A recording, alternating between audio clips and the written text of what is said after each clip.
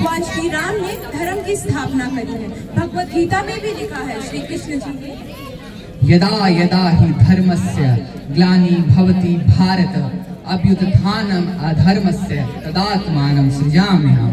त्रेता युग में महर्षि वाल्मीकि जी ने लिखा है कि रामायण एक आदि काव्य है। क्यों? क्योंकि इसे संस्कृत का प्रथम महाकाव्य कहते हैं। रामायण केवल कथा नहीं बल्कि ये जीवन जीने की एक अद्भुत छवि है। ये भारतवर्ष का एक गौरव है। आइए हम सभी उस दिव्य कथा का स्मरण करते हैं। त्रेता युग में रामायण एक दिव्य छवि है। उस युग में बल्कि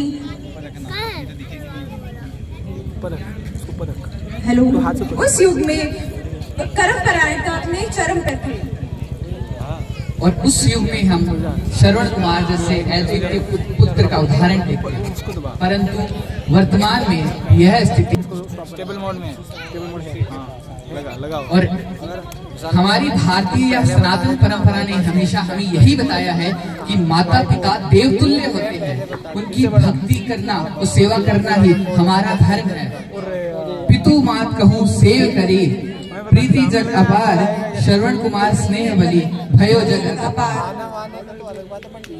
आप सभी के सामने प्रस्तुत किया जाता है प्रथम दृश्य। और आप सभी से एक आग्रह है कि विनम्रता के साथ और शांति पूर्वक इस लघु नाटक का आनंद लीजिए।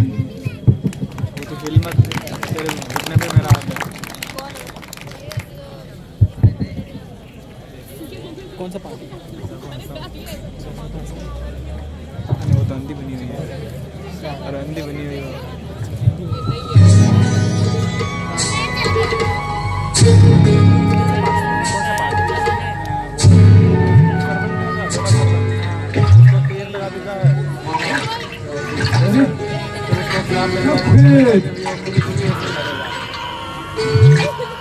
ये भगवान, मैंने सब फेरी चलाकर कोई अपराध तो नहीं कर बैठा।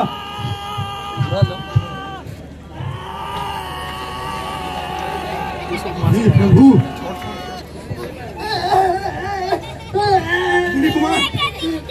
मुनि कुमार, मुझे 3 निकालने दीजिए। अरे क्रूर पुरुष, तुम कौन हो? मुझ जैसे 3 अपराध प्राणी को मारकर हत्या कर दी। मुनि कुमार, मैं निर्दोष हूँ, मैं निर्दोष हूँ। निर्दोष? एक 3 प्राणी को मारकर निर्दोष बनते हो? मुनि कुमार, मैं तुम्हें किस तरह विश्वास दिलाऊं कि मैं निर्दोष हूँ? रघुकुल तो कभी स्वप्न में भी किसी निर्दोष पर प्रहार नहीं करते। हाँ रघुवंशी, मैं युवराज दशरथ हूँ। युवराज, मैंने तो अपने माता पिता के लिए जल लेने आया था। मेरे माता पिता दोनों अंधे हैं, वो वे चल फिर नहीं सकते हैं, वो वे मेरे प्रतीक्षा में अधीर हो रहे होंगे। उन तक ये जल अवश्य पहुंचा देना। क्षमा कर दो मुनि कुमार, क्षमा कर दो। मेरे पापों का क्या प्रायश्चित है? मैं अपने प्राण देकर भी तुम्हारे प्राण बचाने को तैयार हूँ। बताओ मुनि कुमार। उन्हें ऐसे जल अवश्य पहुंचाना मित्र, और कहना ऐसी जल अवश्य पहुंचाना, कहना मेरी अंतिम सेवा इतनी ही लिखी हुई थी।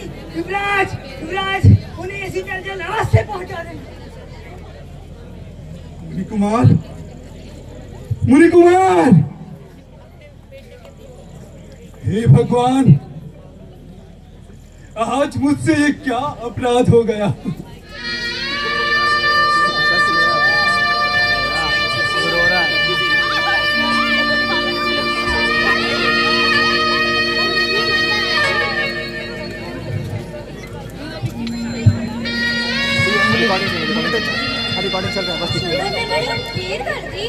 जल लेकर आता ही होगा।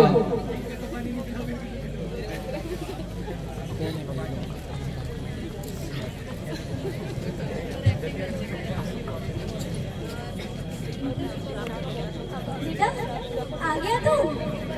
कहाँ रह गया था? तुम्हें आने में देर हो गई तो तुम्हारी माता चिंतित हो गई थी पुत्र। बेटा, तुम्हारे पिता को प्यास लगी है, पहले उन्हें जल पिला दो। कौन हो तुम? तुम मेरे पुत्र श्रवण नहीं? आपने सत्य कहा महात्मा। मैं आपका पुत्र श्रवण नहीं हूँ। तो कौन हो तुम? बोलो, कौन हो तुम? मैं अयोध्या नरेश का पुत्र दशरथ हूँ माता। हमारा श्रवण कहाँ है? आप ये जल ग्रहण कीजिए, श्रवण ने ही भेजा है आपके लिए। नहीं, जल हम केवल उसी के हाथ से पिएंगे। बेटा, हमारा श्रवण जहाँ भी हो उसे ढूंढ के लाओ। उसको बोलो उसके माता पिता प्यास से तड़प रहे हैं। माता, ये तो असंभव है माता, ये तो असंभव है। क्यों? मुझसे बहुत बड़ी भूल हो गई माता। मेरे बाणों ने श्रवण की छाती चीर दी है, श्रवण की हत्या हो गई माता। ये क्या कह रहे हो तुम? ये नहीं हो सकता, ये संभव है। मेरा श्रवण मुझे छोड़ के नहीं जा सकता। श्रवण, मेरे लाल, मैं तेरे बिना नहीं रह पाऊंगी। मेरे लाल, मुझे छोड़ के मत जा मेरे लाल। श्रवण, मेरे लाल, मुझे छोड़ के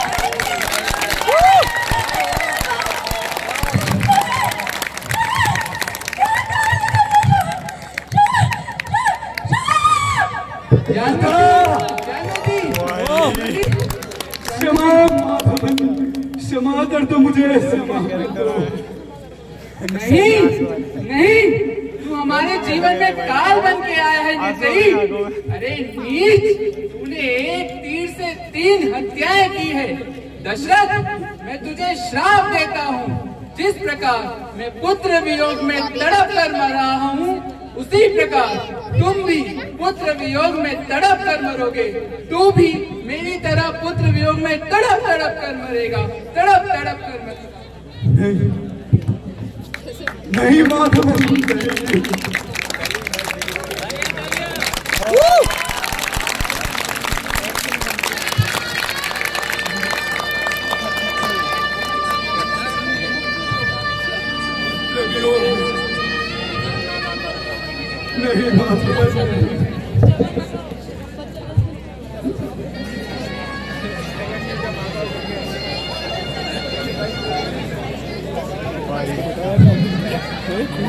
आंखों में आंसू दे दिए।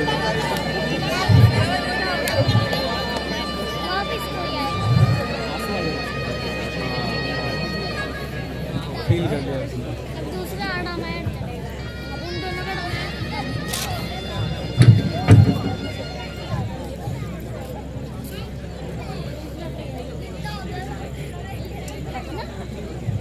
थोड़ा सा और कराते ना, वो सच में रो देंगे। ये मंथरा भी ना जाने कहाँ रह गई, आई नहीं अभी तक।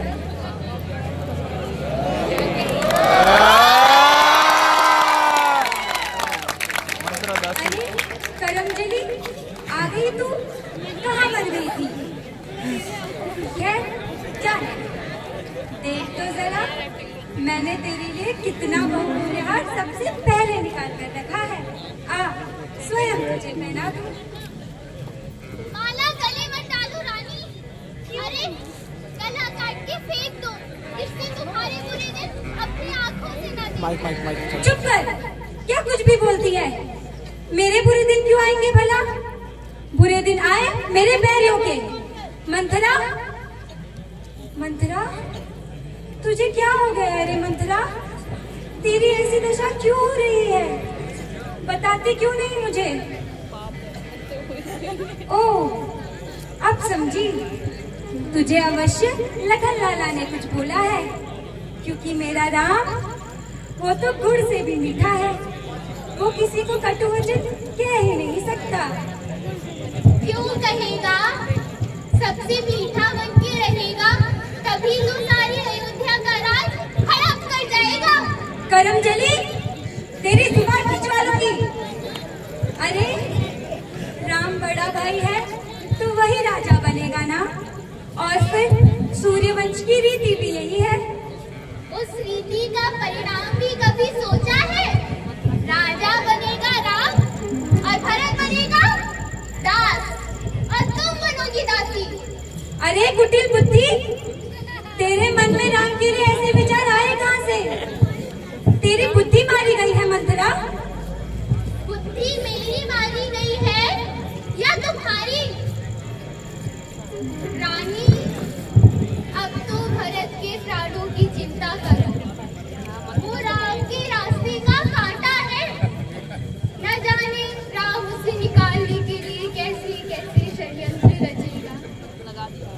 नहीं नहीं मंथरा नहीं, ये कैसा विष घोल रही है मेरे मन में। जा, चली जा यहाँ से।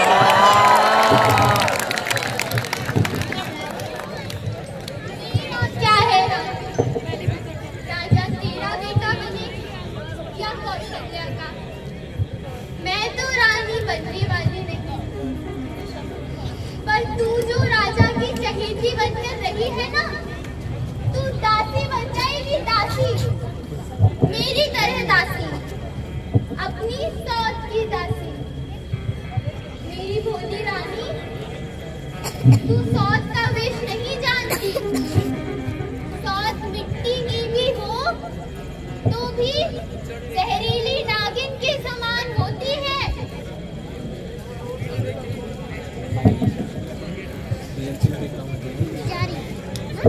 इनका कैरेक्टर अपडेट हो गई, बहुत करना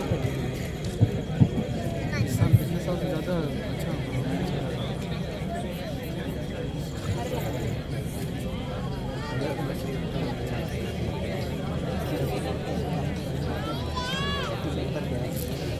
उर्मिले, कल से हम अयोध्या के सबसे व्यस्त व्यक्ति होंगे। आशा है हम आपसे कम मिले, क्योंकि सारे नगर की चिंता तो अब हमें ही होगी। इतने व्यस्त तो महाराज भी नहीं होते हो। नहीं नहीं, उन्हें चिंता करनी भी नहीं चाहिए। एक सेवक के होते हुए राजा को चिंता करनी पड़े तो फिर इस सेवक का क्या लाभ? एक राजा का कर्तव्य है सिंहासन पे बैठना और आदेश देना, और एक सेवक का कर्तव्य है पूरी सीमा को संभालना और राजा के ऊपर कोई चिंता न आने देना। और एक क्षेत्र तो आप बिल्कुल ही भूल गए। नहीं उर्मिले, तुम तो हमारा प्रेम हो और प्रेरणा। बातें बनाना तो आपको भली बातें आता है। देखो भैया या शत्रुघ्न, इनमें से कोई होता तो इस लक्ष्मण को इतना सोचना ही नहीं पड़ता।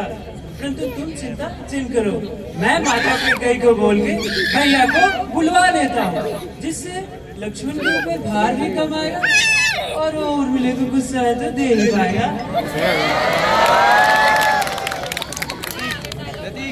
बच्चों को मत डरा भाई।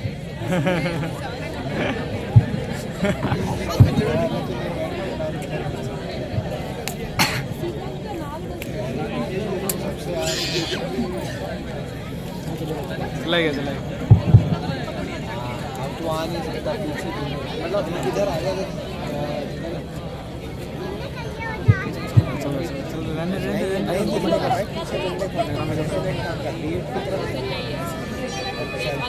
इधर भी है ना, चेयर पे बैठ।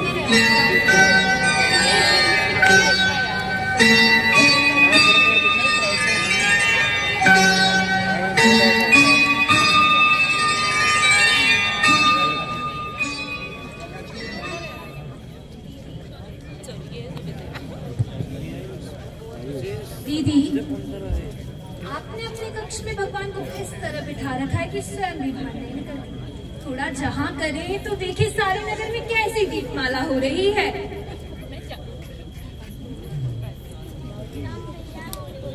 मैं जानती हूँ आज सारी अयोध्या जागते हैं।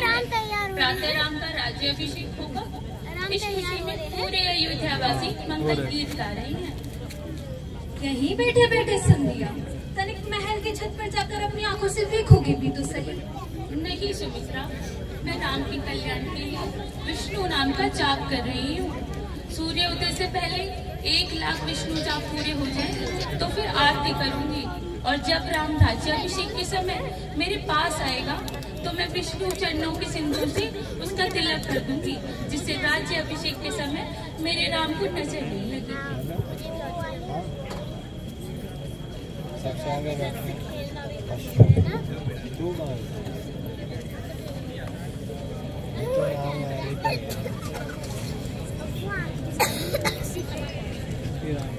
किस चिंतन में खोई हुई हो सीते? कुछ नहीं, मैं तो आप ही के अभिषेक की कल्पना कर रही थी। नहीं, कुछ और भी था। चिंता कुछ गहरी है। मैं सोच रही थी आज से आपके मस्तक पर राजमुकुट सुशोभित होने के पश्चात आप तो प्रजा के ही धरोहर हो जाएंगे। मेरा आप पर कितना अधिकार बचेगा प्रभु? इतने बड़े राजा के दरबार में सीता का स्थान कहाँ हो? तुम्हारा स्थान सदा राम के हृदय में है सीते। किंतु मैं आपकी नहीं, रामचंद्र की बात कर रही थी। राम चाहे राज सिंहासन पर हो या कुशा के आसन पर, हर स्थान पर राम सीते के बिना अधूरा रहेगा।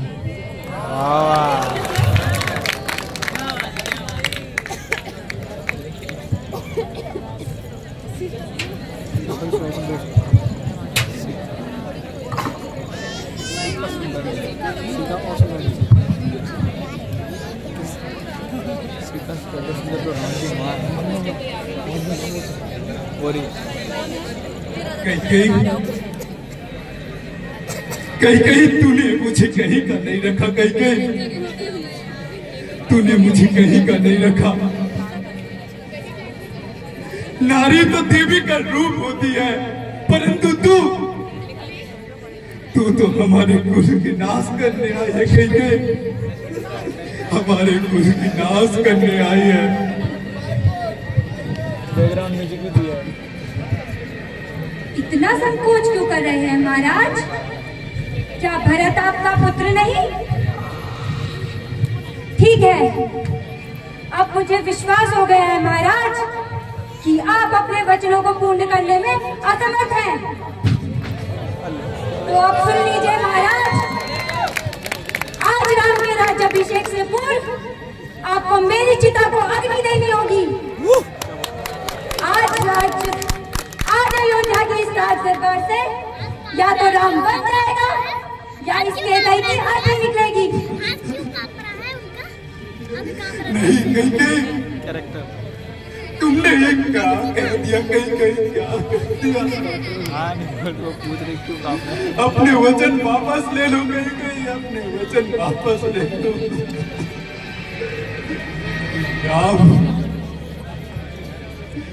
राम के बिना मेरे 14 वर्ष कैसे बीतेंगे? कहीं कैसे बीतेंगे? राम में तो मेरे प्राण बसते हैं।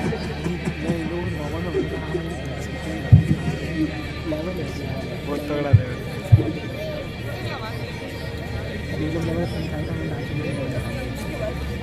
डांस हो तो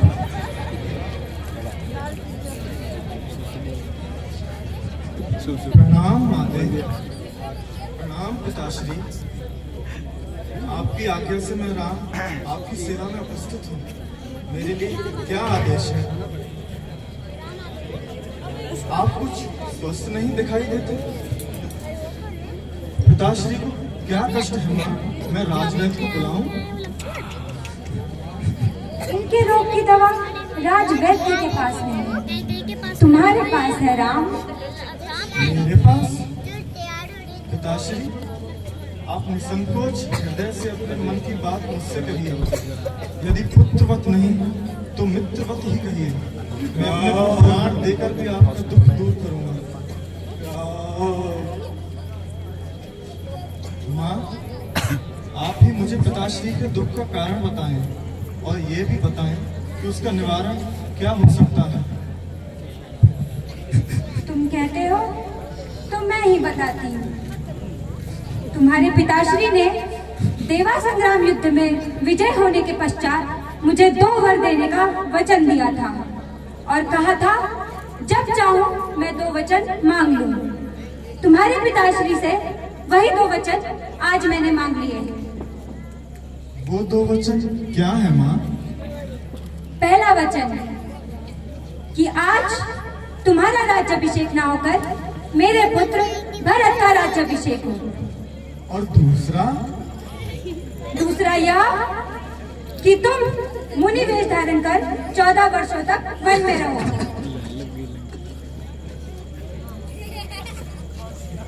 बस इतनी सी बात पर इतना विवाद था? यह तो बड़ी प्रसन्नता की बात है कि मुझे माता और पिता दोनों के वचनों की पूर्ति करने का ऐसा अवसर प्राप्त हुआ है। जो किसी पुत्र को बड़े भाग्य से मिलता है। माँ, कोई और भी दुख है पिताश्री को? पिताश्री, अब आप प्रसन्न चित्त से मुझे वन जाने की आज्ञा दीजिए, ताकि मैं आपके वचनों की पूर्ति कर आपके धर्म की रक्षा कर अपना जीवन धन्य कर लूं। मैं माता कौशल्या और माता सुमित्रा से वन जाने की आज्ञा लेकर आपके चरण वंदना के लिए अभी आता हूं। अपने अपने टैलेंट में परफेक्ट होते हैं।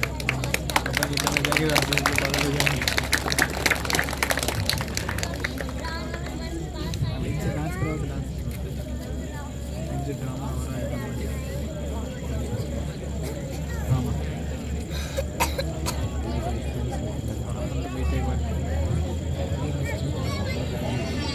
ड्रामा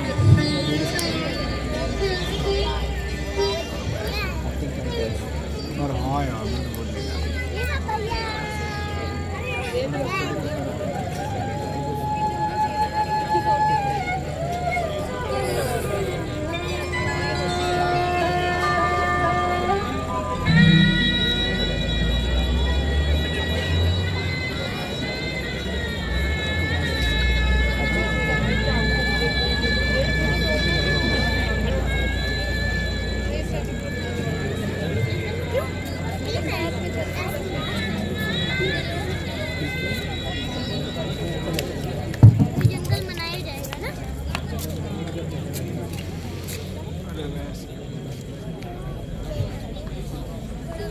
हाथ दुखने लगा है।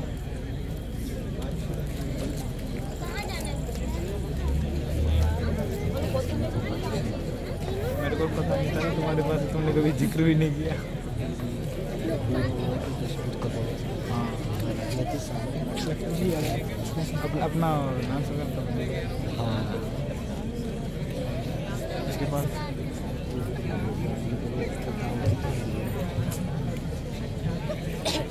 परमेश्वर हमें आशीर्वाद देकर विदा कीजिए।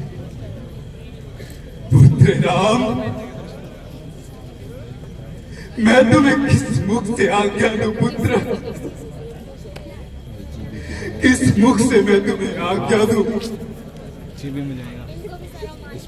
ना ही ऐसा पिता किसी काल में था और ना ही किसी काल में होगा, ना ही किसी काल में होगा। आप शोक न करें पिताश्री, आपके जैसे आदर्श राजा और धर्म पालक पिता पर हमें सदा गर्व रहेगा। जाने से पहले एक निवेदन है आपके श्री चरणों में। मेरी माता देवी कौशल्या जाने से बहुत व्यथित हो रही हैं। उनका धीरज बांधे रखिएगा और उनका ध्यान रखिएगा। प्रणाम।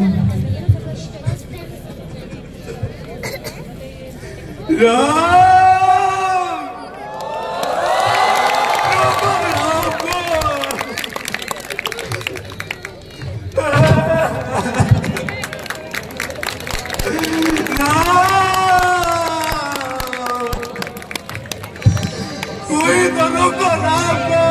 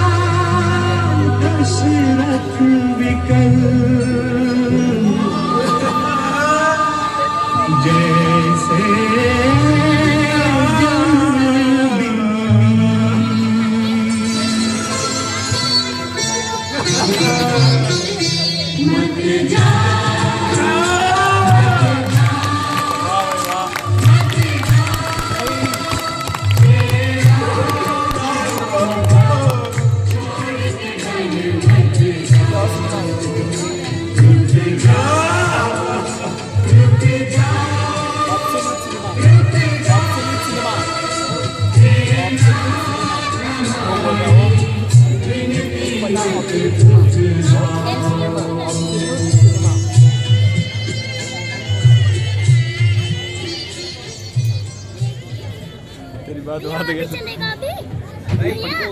ये भेज देता भाई, पता लग जाता। वक्रगमन की पीड़ा के साथ प्रभु श्री राम, माता सीता और लक्ष्मण जी वन के पथ पर आगे बढ़ रहे हैं और धीरे धीरे अयोध्या नगरी पीछे छूट रही है। अब यह कथा का प्रवाह हमें किष्किंधा नगरी की ओर ले आता है। ये कथा नहीं बल्कि सत्य और असत्य का संघर्ष, न्याय व अन्याय की लड़ाई है। अब हम आपके सामने प्रस्तुत करते हैं धृतराष्ट्र। चिल्लाएगा हमने मना किया। क्यों? ओ बाली!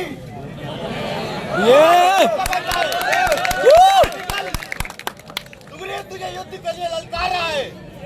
बाहर आ! तो फिर आ गया।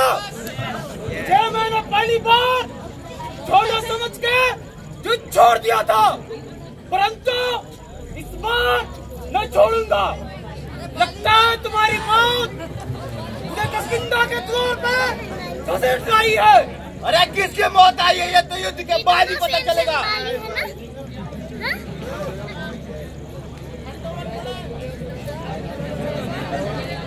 आजा युद्ध में, आजा खाली मैदान में आ।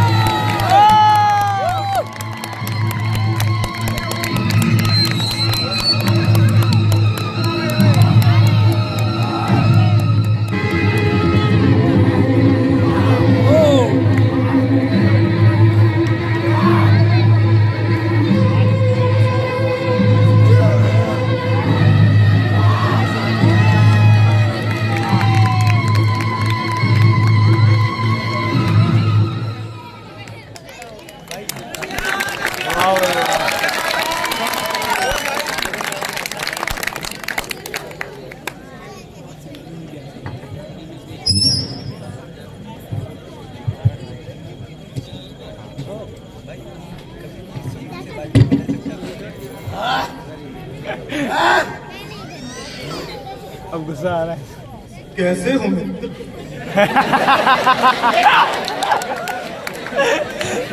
क्या मित्रता दिखाई आपने? क्या वचन निभाया? अरे रघुनंदन, मैंने तो आपसे पहले ही कहा था, बाली मेरा भाई नहीं है, बाली मेरा काल है, काल।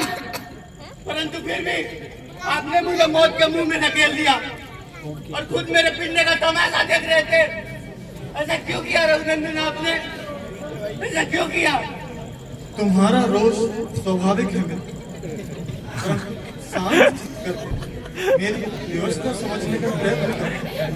तुम दोनों वेशभूषा, कद, चाल ढाल सभी प्रकार से एक समान।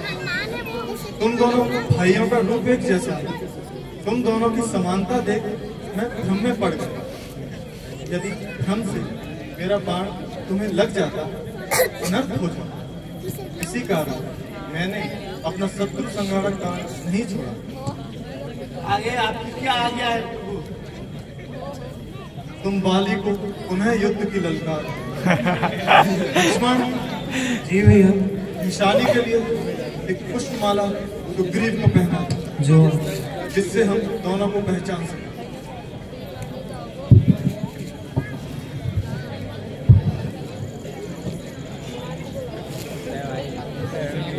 पुष्पमाला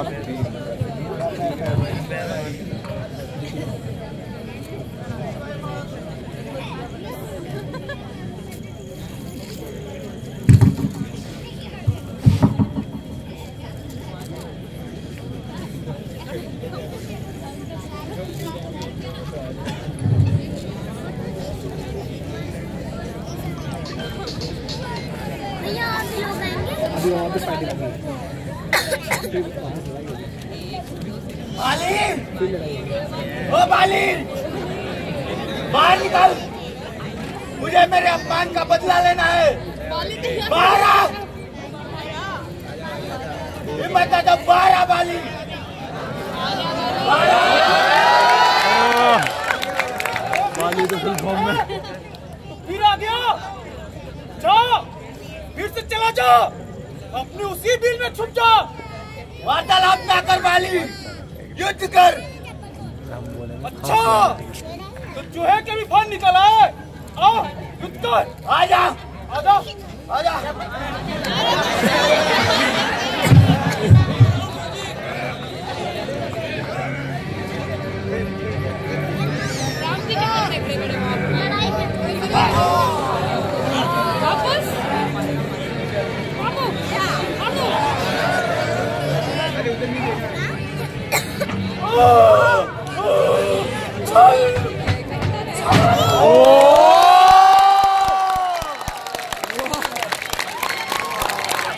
क्या गिरा?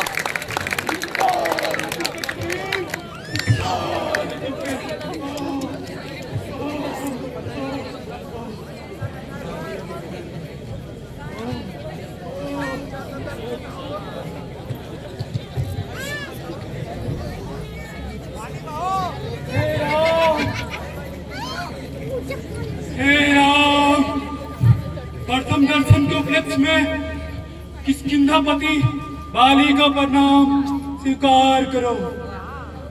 हे मर्यादा पुरुषोत्तम राम, आप मुझे केवल इतना बता दो कि आपने ये कौन सी मर्यादा का पालन किया है राम, कौन सी मर्यादा का पालन किया है? ओह राम, आपका इस दुष्कर्म से क्या आपकी वीरता के निशानी पे कलंक नहीं लगेगा राम? पीड़ा हो रही है राम, अत्यधिक पीड़ा हो रही है राम। हनुमान, इनका बाण निकाल दो, इनकी पीड़ा कम हो जाएगी।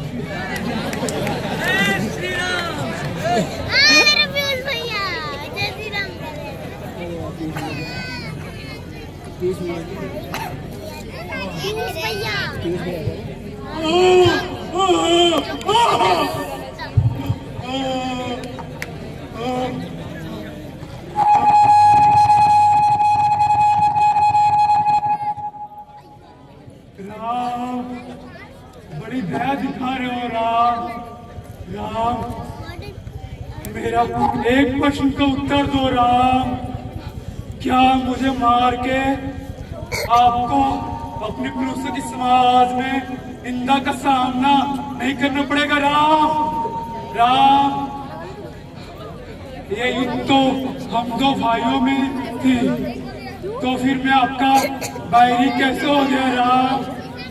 बोलो राम, बोलो। वानरराज, अपने छोटे भाई सुग्रीव के साथ अन्याय करके बिना किसी दोष के उसे निष्कासित कर दिया और उसके जीते जी उसकी पत्नी रुमा को अधर्म और अनीति से अपने अधीन कर रखा।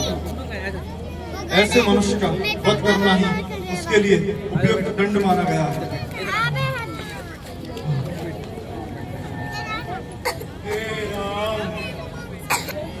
हे राम,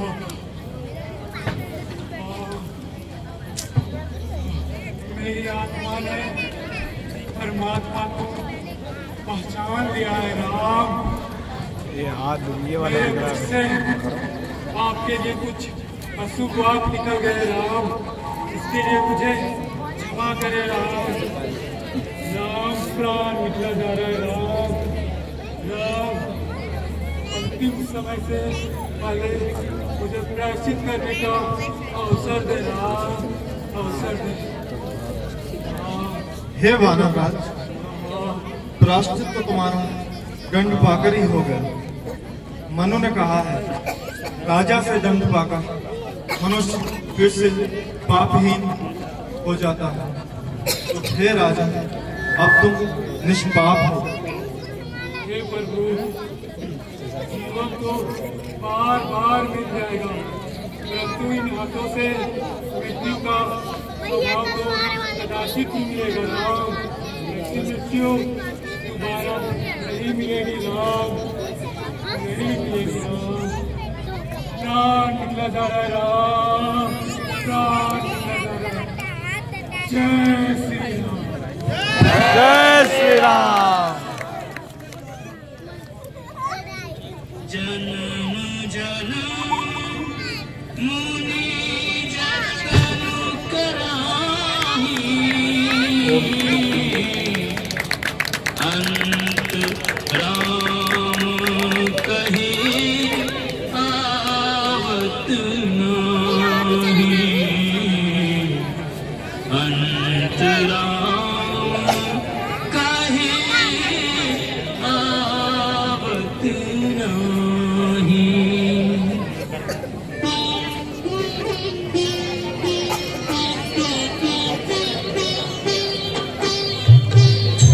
जा सुना शंकर काशी, देत सबहि समगति अविनाशी।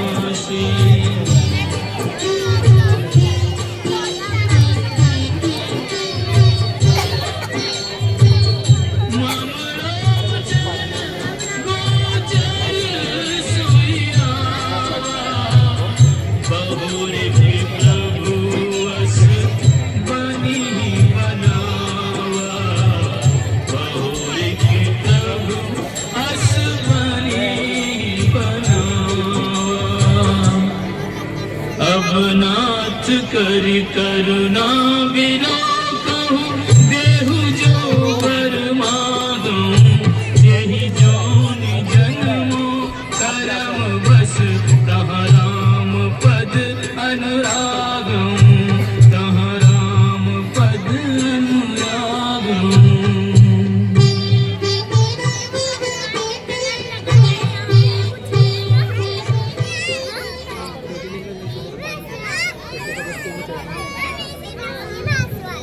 ऐसे उनको भी चिढ़ाएंगे ना।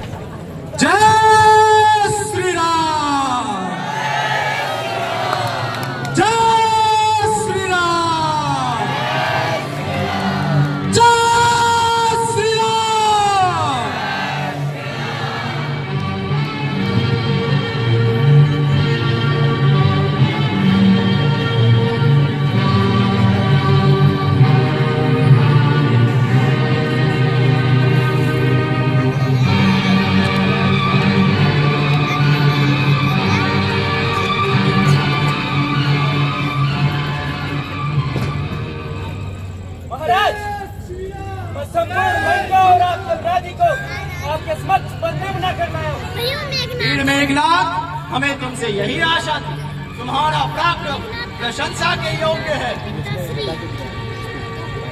ये तो आप ही का प्रस्ताव है महाराज। बस हम तुमसे प्रसन्न हैं, आसन ग्रहण करो। इस बानर से डर रहे थे, इस बानर में ऐसी कौन सी विशेषता है? महाराज, ये दिखने में जितना सीधा है, वास्तव में उतना है नहीं। ये अनेक प्रकार की छल विद्याएं, माया विद्याएं जानता है। एक बात को तो मैं भी विचलित हो गया था, परंतु फिर मैंने ब्रह्मास्त्र का प्रयोग कर इसे बंदी बनाया है। इसके लिए तो मैं ब्रह्मास्त्र का प्रयोग करना पड़ा। पिताश्री, तब तो ये अवश्य हमारे सामने आने का योग्य है। बोल बालक, तूने हमारे सुंदर भवन को क्यों जाना? महाराज, मैं 100 योजन समुद्र लांघ कर आया था और इस वजह से मेरा शरीर अत्यंत थका हुआ था और मुझे भूख भी लगी थी। तो भवन क्यों उजाड़ डाला? महाराज, आपको तो ज्ञात ही होगा, रात्रि के समय जब वृक्ष विश्राम कर रहे हो तो उनसे फल और पत्ते आदि तोड़ना वर्जित है। इसीलिए महाराज, रात्रि के समय विश्राम कर रहे वृक्षों को पहले मैं हिला हिलाकर उठा रहा था। हिलाने डुलाने में कुछ वृक्षों की जड़ें बाहर आ गई। महाराज, मैं सच कहता हूँ, मैं आपको वन को नुकसान नहीं पहुंचाना चाहता था। तो हमारे सैनिकों को किस अपराध के कारण मारा? आपके सैनिक महाराज, आपके सैनिक तो मेरे प्राण के पीछे पड़ गए थे। महाराज, आपके वन को हो सकता है थोड़ी क्षति पहुंची हो, लेकिन आपके सैनिक तो मेरे पीछे पड़ गए थे। महाराज, मैंने सिर्फ उन्हीं को मारा जिन्होंने मुझे मारने की चेष्टा की। महाराज, जिन्होंने मुझे मारने की चेष्टा की उन्हें ही मारा, जिन्होंने मुझे मारने की चेष्टा नहीं की उन्हें मैंने कुछ नहीं कहा। महाराज, युद्ध की दृष्टि से यदि कोई सामने आए तो उसे मारना अधर्म नहीं। इसीलिए आपके पुत्र राजकुमार अक्षय को मैंने परलोक भेज दिया। तुम्हें हमारे पुत्र अक्षय का वध करते समय तनिक में भय नहीं था? तुमने हमारा नाम और हमारी कीर्ति अभी तक सुनी नहीं?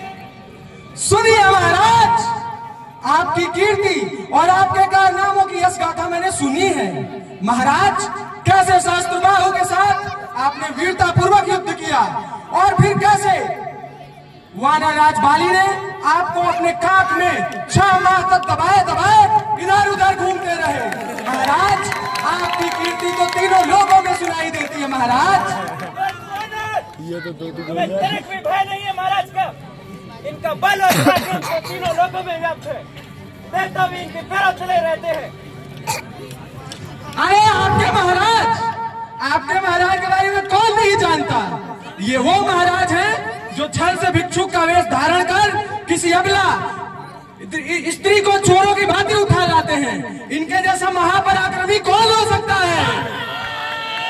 जय श्री राम, जय श्री राम, जय श्री राम।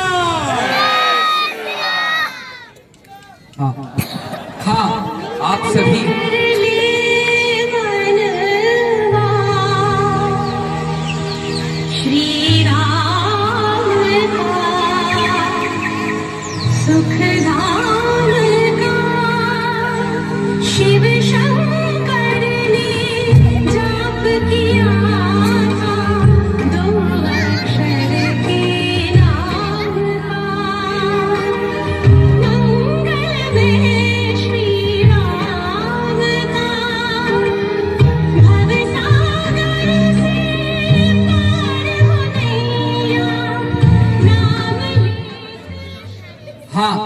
आप सभी रावण की मृत्यु की प्रतीक्षा कर रहे थे। अरे वही रावण जिसका हमने त्रेता में अंत किया, असत्य पर सत्य की विजय प्राप्त की, नारी का अपमान करने वालों को हमने दंडित किया। पर क्या आज हमने अपने भीतर बैठे रावण का अंत किया? अरे वह रावण जो हमारे भीतर द्वेष, ईर्ष्या, लोभ, प्रबोधन, भ्रष्टाचारी, बेईमानी, व्यसन, व्यभिचार आदि रूपों में हमारे भीतर बैठा है, क्या हमने उसका अंत किया? मर्यादा पुरुषोत्तम भगवान श्री राम कहते हैं, नभी तो मरना केवलम दूषितो यश है। मुझे मृत्यु से भय नहीं लगता, मुझे अपनी कीर्ति, अपने यश के कलंकित होने का भय लगता है। हमें अपने सनातन से उनका अनुसरण करना चाहिए। मर्यादा पुरुषोत्तम भगवान श्री राम। आइए अब हम सभी प्रभु श्री राम, माता सीता और बजरंगबली के श्री चरणों में प्रणाम करें। जय सीताराम, जय सीताराम, जय श्री राम। सालासर बालाजी महाराज।